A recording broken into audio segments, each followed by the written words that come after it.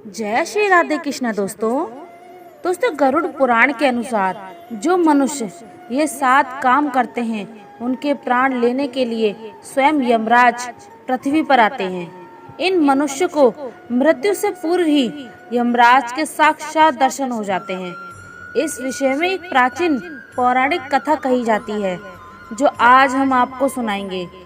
आप सभी इस कथा को ध्यान से जरूर सुनें, क्योंकि साक्षात यमराज ने मनुष्य के कल्याण के लिए बहुत ही ज्ञानवर्धक और जीवन उपयोगी मूल्यवान बातें बताई हैं, जिन्हें सुनकर आप भी धन्य हो जाएंगे। ये कथा जो ज्ञान का सागर है, इसे सुनने मात्र से ही आपके जीवन में महान परिवर्तन होगा। तो चलिए बिना देरी किए शुरू करते हैं वह महान कथा। पवित्र स्वर्ग लोक में देवराज इंद्र की दिव्य सभा के निकट देवर्षि नारद अपने सामान्य विचरण पर थे। अपनी वीणा महती को बजाते हुए वह भगवान विष्णु के भजन गुनगुनाते चलते थे। अचानक उनकी दृष्टि यमलोक की ओर जाने वाली मार्ग पर पड़ी। वहां का दृश्य अत्यंत विलक्षण था। यमराज स्वयं अपने महाबलवान भैंसे पर सवार होकर अपनी दंड पाश धारण किए किसी गहन विचार में आगे बढ़े जा रहे थे। आमतौर पर यमदूतों को ही धरती से प्राणियों की आत्माएं लाने का दायित्व मिलता है, किंतु यहाँ तो स्वयं धर्मराज चल पड़े थे। देवर्षि नारद ने तुरंत अपनी वीणा को थोड़ा विराम दिया और आश्चर्य से सोचने लगे, क्या कोई ऐसा पुण्यात्मा इस धरती पर है जिसे लाने स्वयं यमराज जा रहे हैं, अथवा कोई घोर पापी ऐसा जन्मा है कि जिसे दंडित करने स्वयं धर्मराज को जाना पड़ रहा है। नारद जी की जिज्ञासा बहुत प्रबल थी। उन्होंने मन ही मन निश्चय किया कि यमराज से पूछे बिना यह रहस्य खुलने वाला नहीं है। अतः वे अपनी दिव्य गति से आगे बढ़े और यमराज के समीप पहुंचकर बोले, हे धर्मराज, मैं आपको प्रणाम करता हूँ। आज इतनी शीघ्रता से आप पृथ्वी लोक की ओर जा रहे हैं। ऐसा कौन सा काम आन पड़ा है जो स्वयं महाबली यमराज को जाना पड़ रहा है? मेरे मन में इस रहस्य को जानने की बड़ी इच्छा है। यमराज ने देवर्षि नारद को देखकर अपना भैंसा थोड़ा रोका और सम्मान पूर्वक उत्तर दिया, हे देवर्षि नारद, आपको भी मेरा प्रणाम। आप तो भगवान विष्णु के परम भक्त हैं और संपूर्ण जगत के समाचार जानते हैं। फिर भी जब आपने पूछा है तो मैं बताने का प्रयत्न करता हूँ। आज पृथ्वी लोक पर 7 ऐसे पुरुषों के प्राण लेने जा रहा हूँ जिनके कर्म इतने विलक्षण हैं कि उनके पास मेरा स्वयं उपस्थित होना आवश्यक है, चाहे वे पापी हों या पुण्यात्मा। यह मेरा अपना नियम है कि जो भी मनुष्य जीवन में ये 7 विशिष्ट कर्म करता है उसे यमलोक लाने के लिए मैं स्वयं चाहता हूँ। नारद जी का विस्मय और भी बढ़ गया। वे बोले, हे धर्मराज, मनुष्य के प्राण लेने के लिए तो आपके यमदूत जाते ही हैं, फिर ऐसी कौन सी विशेषता है कि आपको स्वयं जाना पड़े? क्या वे 7 मनुष्य किसी महान पुण्य के भागी हैं या उनमें कोई घोर पापी भी है?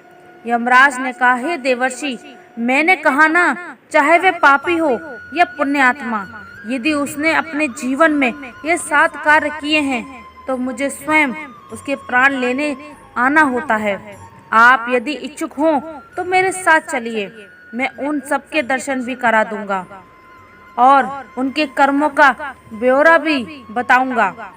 देवर्षि नारद ने सोचा कि ऐसा सुनहरा अवसर फिर शायद नहीं मिलेगा जब स्वयं धर्मराज के साथ पृथ्वी लोक पर जाकर उन मनुष्य के बारे में जानना मिल सकता है। तो वो बोले, धर्मराज, ये मेरा सौभाग्य है, मैं अवश्य आपके साथ चलूंगा, कृपया मार्गदर्शन करें। इतना सुनते ही यमराज ने अपने भैंसे को निर्देश दिया और यमलोक की सीमाओं को पार कर वे देवर्षि नारद जी के साथ आकाश मार्ग से पृथ्वी की ओर प्रस्थान कर गए। उनका पहला गंतव्य था एक घना दुर्गम वन, जहाँ एक अत्यंत दरिद्र ब्राह्मण की कुटिया थी। घना वन था जिसका नाम महाशय वन बताया जा रहा था। इस वन का वर्णन अनेक पुराणों में भी मिलता है कि यहाँ आर्षि मुनि कठोर तप करते थे और अनेक आध्यात्मिक साधनाएं संपन्न होती थीं।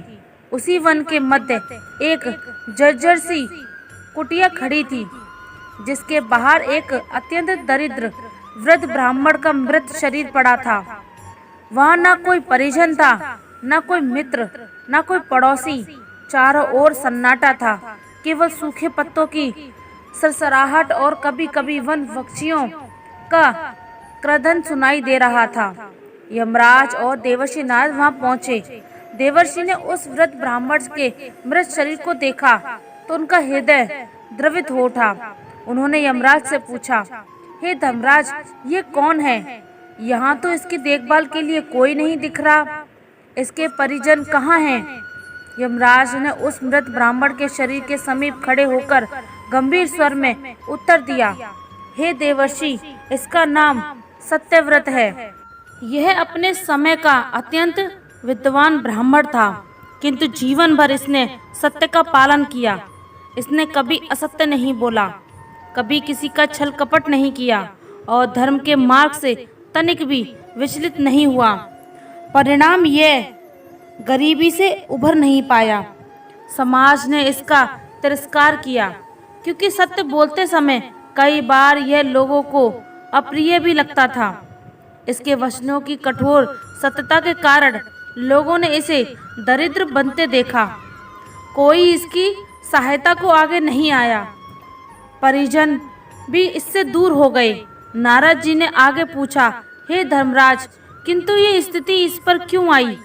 क्या केवल सत्य बोलने के कारण?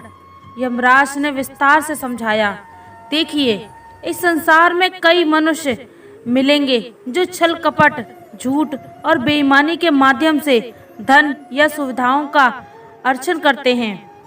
सत्यव्रत ने ऐसा कभी नहीं किया। इसने सदैव सत्य का साथ दिया। शास्त्रों में कहा गया है, सत्यम वद धर्मम चर, अर्थात सदैव सत्य बोलो और धर्म के मार्ग पर चलो। इसने अपना सारा जीवन इसी सिद्धांत पर जिया। हो सकता है भौतिक दृष्टि से इसका जीवन संघर्ष में रहा हो, किंतु आध्यात्मिक दृष्टि से यह महान पुण्यात्मा है। नारद जी ने उसकी निसहाय स्थिति देख व्यतीत होते हुए कहा, हे धर्मराज, क्या इसने जीवन में कभी कोई पाप नहीं किए? क्या इसने कभी दूसरों का मन दुखाया है? यमराज बोले, यह सत्यव्रत बड़ा ही विनम्र था। सत्य बोलते समय भी यह किसी का अनादर नहीं करता था। अत्यंत विनम्रता पूर्वक अपने विचार रखता था। लेकिन सत्य कटु होता है। कई बार लोगों को असुविधा हो जाती है, किंतु इसके पुण्य इतने महान हैं कि इसको स्वयं लेने के लिए मुझे आना पड़ा। ये मेरा नियम है कि जो मनुष्य जीवन भर सत्य का पालन करता है और किसी को कष्ट पहुंचाए बिना धर्म के मार्ग पर अटल रहता है, उसे ले जाने के लिए मैं स्वयं आता हूँ, चाहे वे व्यक्ति धन संपदा से वंचित ही क्यों ना हो। अब यमराज ने अपने दिव्य अधिकार से सत्यव्रत की आत्मा को उसके मृत शरीर से निकाल लिया। जैसे ही आत्मा बाहर निकली, उसके मुख पर एक अद्भुत तेज था। सत्यव्रत की आत्मा ने देवर्षि और यमराज को प्रणाम किया। यमराज ने उसे सांत्वना दी और इशारा किया कि उसे आगे चलना है। नारद जी के मन में प्रसन्नता हुई कि सत्यव्रत ने भौतिक कष्टों के बावजूद महान जीवन जिया। वह सत्य का महत्व समझ गए थे और उन्होंने सोचा, इस संसार में सत्य का पालन करना आसान नहीं, किंतु जो ऐसा कर लेता है वह सच में महान पुण्य अर्जित करता है। इस प्रकार यमराज ने सत्यव्रत के प्राण लेकर उसे अपने दिव्य मार्ग पर आगे बढ़े। तत्पश्चात यमराज और देवर्षि नारद आकाश मार्ग से आगे बढ़ चले। यमराज का भैंसा आकाश में बड़े वेग से उड़ रहा था और देवर्षि नारद उनके साथ साथ चल रहे थे। तभी नारद जी ने पूछा, हे धर्मराज, अगला स्थान कहाँ है और अब हम किसके प्राण लेने के लिए जा रहे हैं? यमराज ने उत्तर दिया, हे देवर्षि, अब हम श्रीवर्धनपुरी नामक नगर की ओर चल रहे हैं। वहाँ एक हरिदास नामक मनुष्य की मृत्यु हुई है। वह एक ऐसा मनुष्य था जिसने जीवन प्रेत मृत देवो भव, मित्र देवो भव, आश्चर्य देवो भव के सिद्धांतों का पालन किया। उसने अपने माता पिता और गुरुजन की इतनी सेवा की कि उसके पुण्य भी अपार हैं। अतः उसके प्राण लेने के लिए मुझे स्वयं जाना आवश्यक है। नारद जी ने ये कहा, यह सच में सौभाग्य की बात है कि आज मुझे आपके साथ ऐसे पुण्य आत्माओं का दर्शन करने का अवसर मिल रहा है। आइए देखें उस हरिदास को। कुछ क्षणों में वे श्रीवर्धनपुरी नामक प्राचीन नगर के उपनगर में पहुंचे। वहाँ एक छोटी सी कुटिया थी, किंतु उसके बाहर कुछ लोग दुखी मुद्रा में खड़े थे। वहाँ कुटिया के सामने पहुंचने पर देवर्षि ने देखा कि एक जवान पुरुष मृत अवस्था में पड़ा था और उसके वृद्ध माता पिता बिलक बिलक कर रो रहे थे। देवर्षि नारद ने कहा, हे धर्मराज, यह युवक तो अभी काफी युवा है। इसके माता पिता बहुत ही वृद्ध हैं। ऐसा कौन सा कर्म था जिसके कारण इस युवक ने इतनी जल्दी अपना शरीर त्याग दिया? यमराज ने समझाया, हे देवर्षि, इस युवक ने जीवन भर अपने माता पिता की सेवा की। जवानी में भी जब इसे स्वयं गृहस्थी बसाने का समय था, इसने अपने लाभ हानि से अधिक अपने माता पिता की सुख सुविधा का ध्यान रखा। उसके माता पिता अस्वस्थ रहते थे, फिर भी वे अपनी सामर्थ्य भर उनका उपचार कराता, उनकी देखभाल कराता, उनके मन की इच्छा समझने का प्रयास करता। माता पिता देवताओं के समान होते हैं। वह मनुष्य अपने माता पिता की सेवा करता, उनका अनादर नहीं करता, उनके प्रति श्रद्धा रखता, वह महापुण्य को प्राप्त करता है। नारद जी ने कहा, यह सत्य है। भगवान विष्णु ने भी अनेक अवसरों पर माता पिता की सेवा को ही सबसे बड़ा धर्म कहा है। इस युवक ने पिता की आज्ञा का अनुपालन किया, माता के प्रति समर्पण भाव रखा, तो निश्चय ही इसके पुण्य फल अद्वितीय होंगे। यमराज कहते हैं, ऐसे पुत्र विरले ही होते हैं जो अपनी समस्त इच्छाओं को त्याग कर माता पिता को प्राथमिकता देते हैं। इसने सब कुछ छोड़कर अपने माता पिता की सेवा की। इसके प्राण अब निकल गए हैं, किंतु इसका पुण्य इतना है कि मैं स्वयं इसकी आत्मा को आदरपूर्वक यमलोक तक लेकर जाता हूँ। अब यमराज और नारद जी तीसरी आत्मा की खोज में आकाश मार्ग से निकल गए। नारद जी ने बीच में ही फिर प्रश्न किया, हे धर्मराज, अगला कौन है? अब किसके प्राण लेने जा रहे हैं आप? क्या वह पापी है या पुण्यवान? यमराज बोले, अब हम गोवर्धनपुर की ओर चल रहे हैं। वहाँ एक व्यक्ति है, उसका नाम है गोपाल दास। वह गौ सेवा में अपना जीवन लगा चुका है। उसी का अभी अभी देहांत हुआ है। नारद जी ने विस्मित होकर कहा, गोपाल दास नाम से ही प्रतीत हो रहा है कि वह गौ माता से बहुत प्रेम करता होगा। कुछ ही देर बाद वह गोवर्धनपुर के समीप जा पहुँचे। यह नगर प्राचीन काल से गौ सेवा और कृष्ण भक्ति के लिए प्रसिद्ध था। नगर के बाहर ही एक छोटा सा गौशाला था, जहाँ कई गाय थीं। गौशाला के बाहर ही गोपाल दास का पार्थिव शरीर रखा गया। उसके आसपास कुछ गौवश उदास मुद्रा में खड़े थे, मानो उन्हें भी अपने रक्षक के जाने का एहसास हो चुका हो। आसपास के लोग भी थे, परंतु सभी के चेहरे पर शोक की गहरी छाया थी। फिर देवर्षि नारद और यमराज उस स्थान पर पहुंच गए जहां पर गोपाल दास का शव रखा गया था। नारद जी ने उस मृत शरीर की ओर देखते हुए कहा, हे धर्मराज, इस गोपाल दास के विषय में कुछ विस्तार से बताइए। यमराज ने स्पष्ट किया, गोपाल दास ने अपना सारा जीवन गौ सेवा को समर्पित किया था। उसने केवल गौ माता ही नहीं बल्कि भूखे पशु पक्षियों को भी दाना पानी दिया। अपने सीमित संसाधनों के बावजूद वह हमेशा कोशिश करता कि किसी को जीव को भूखा ना रहना पड़े। शास्त्रों में कहा गया है, गवो विश्व से मात्र। इसका अर्थ है गाय विश्व की माता है और गौ माता की सेवा को तो सर्वोच्च पुण्य माना जाता है। यमराज और देवर्षि नारद ने फिर अपनी यात्रा आगे बढ़ाई। आकाश मार्ग से चलते चलते दोनों अगले नगर की ओर पहुँचे। इस नगर का नाम था मधुपुरी, जो अपनी भक्ति परंपरा के लिए प्रसिद्ध था। यहाँ अनेक भक्तजन भगवान विष्णु की पूजा, तुलसी की सेवा और कीर्तन आदि करते थे। यमराज और नारद जी ने थोड़ी दूर से ही देखा कि एक घर के आंगन में कुछ स्त्रियां विलाप कर रही थीं। घर की दहलीज पर एक दिवंगत स्त्री का पार्थिव शरीर रखा गया था। वह लगभग मध्यम आयु की प्रतीत हो रही थी। उसके समीप ही तुलसी का एक हरा भरा पौधा लगा हुआ था, जिसके नीचे दीपक जला था।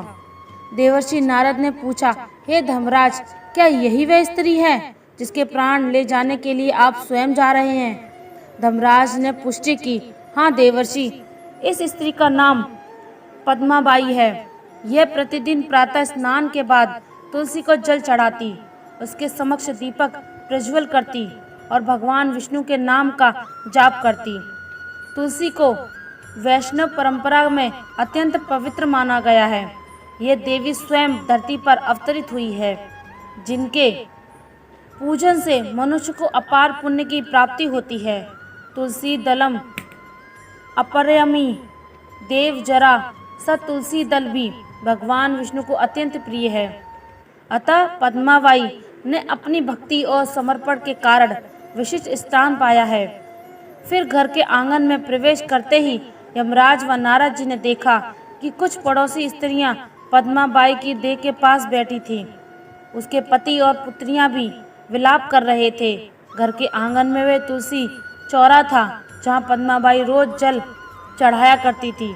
वहां एक कलश रखा था, जिसमें गंगा जल था और छोटा दीपक अभी तक टिमटिमा रहा था।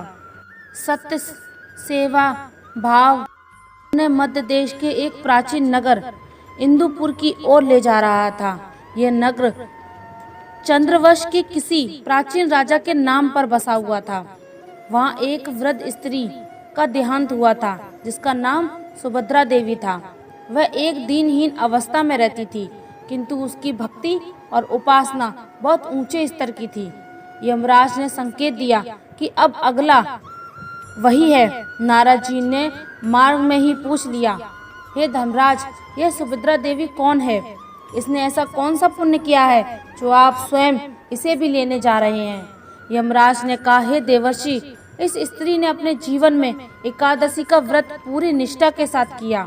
देवर्षि कहते हैं, हे धर्मराज, आपने बताया कि इस स्त्री ने जीवन भर एकादशी का व्रत किया। क्या एकादशी व्रत का इतना बड़ा महत्व है? यमराज ने कहना आरंभ किया, हे देवर्षि, एकादशी का व्रत भगवान विष्णु को अत्यंत प्रिय है। एकादशी स्वयं हरि का दिन माना जाता है। श्री विष्णु पुराण, पद्म पुराण आदि में एकादशी व्रत की महिमा का विस्तार से वर्णन है। मनुष्य यदि श्रद्धा व नियम पूर्वक एकादशी का व्रत करे तो उसके अनेक जन्मों के पाप कट जाते हैं और उसे भगवान विष्णु की कृपा प्राप्त होती है। सुभद्रा देवी ने युवा अवस्था से लेकर अपने अंतिम समय तक एकादशी व्रत कभी नहीं छोड़ा। चाहे मौसम कैसा भी हो, चाहे धन की अवस्था हो या ना हो, बात करते करते वे इंद्रपुर पहुंच गए। शहर के कोने में एक पुराना मकान था, जहां सुभद्रा देवी का पार्थिव शरीर रखा हुआ था। वहां कुछ पड़ोसी स्त्रियां और 2-4 परिजन जन एकत्र थे। सुभद्रा देवी के अपने रिश्तेदार शायद इधर उधर बिखरे हुए थे, अधिकतर बाहर के नगरों में थे। अतः अंतिम समय में कोई साथ न था। फिर नारद जी और यमराज उस स्थान पर उपस्थित हुए जहां पर सुभद्रा देवी का शव रखा हुआ था।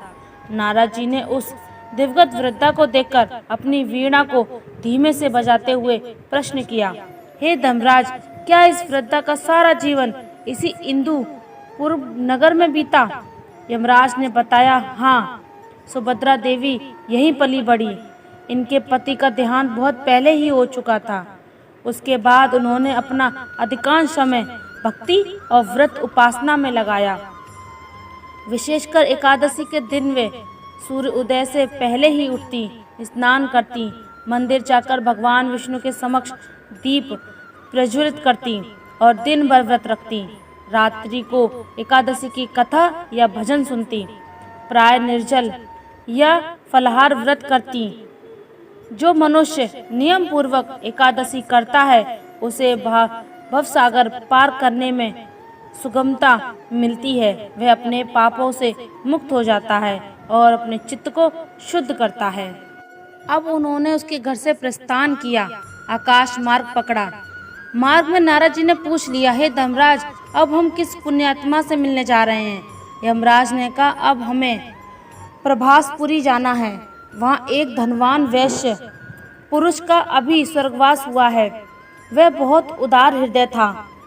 अतिथियों की सेवा, अन्नदान, जलदान इत्यादि करता था। इसका नाम है उदारसेन। देवर्षि नारद ने जिज्ञासा व्यक्त की, आपने कहा था कि चाहे पापी हो या पुण्यात्मा, जिनके कर्म विशिष्ट हो, उन्हें लेने स्वयं जाते हैं। अभी तक हमने उन सबको पुण्य आत्मा रूप ही में देखा है, कहीं कोई पापी नहीं मिला। यमराज ने मुस्कुराते हुए कहा, अभी आगे चलकर सब ज्ञात होगा देवर्षि। आप फिलहाल तो उदारसेन की एक पुण्य आत्मा है। अतिथि देवो भव और अन्नदानम परम दानम, इन दोनों सिद्धांतों का उसने जीवन भर पालन किया। यही कारण है कि उसके पुण्य भी प्रचुर मात्रा में हैं। इन सभी का अपना जीवन भले ही अलग अलग परिस्थितियों में बिताया, लेकिन एक बात सब में समान थी, धर्म में आस्था और मानवीय मूल्यों का सम्मान। इसी कारण इन सबके प्राण लेने के लिए यमराज स्वयं आए थे। तो दोस्तों, उम्मीद है आपको ये कथा पसंद आई होगी। वीडियो को लाइक ज़रूर करें और कमेंट में जय श्री कृष्ण अवश्य लिखें। साथ ही चैनल को सब्सक्राइब करें। आप सभी का धन्यवाद।